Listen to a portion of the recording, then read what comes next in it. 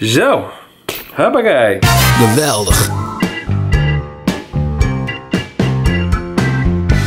Zo, boom. Leuke shows naar de Frieske vlogger. Yo.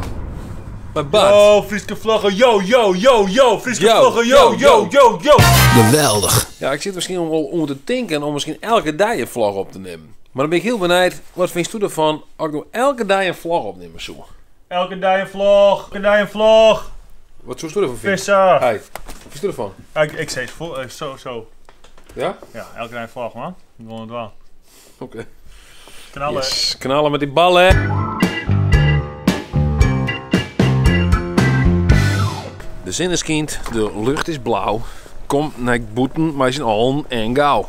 Als er eind dan is het weer, had ik me vertellen. Maar goed, elke dag een vlog. Ik denk eerlijk zijn dat het net te dwan is, hè?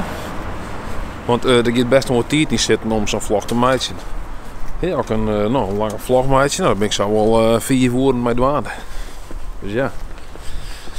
Je moet er wel tijd voor hebben, hè? En in principe ben ik gewoon lekker aan het werk natuurlijk.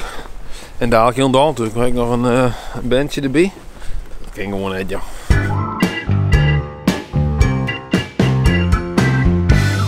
Hoe je nou? Het gaat met mij goed. Ja? Ja, je lijkt Sinkietje net wel, jij. Sorry? Ja, je lijkt Ik lijk wel met je Sinkie knecht. Ja, lijkt Ja? een beetje een bedoel of zo. Hoe kan het met de baard bedoel je? Ja. Met het gezicht ook. Maar zie ik er ook zo sportief uit of niet? Ja, je bent goed aan de maat, hè? Goed aan de maat. Goed aan de maat? Niet te veel bier over. Oké, ja, hoi. Je hebt even een computerscherm gekocht?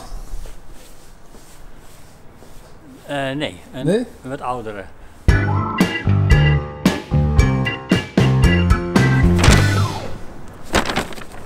Nog even 2 broeken gekocht. Ze kosten 80 euro het stuk. Ik vond het eigenlijk best wel vol, maar ja. Ik vind eigenlijk 50 euro voor een broek eigenlijk ik ook nog.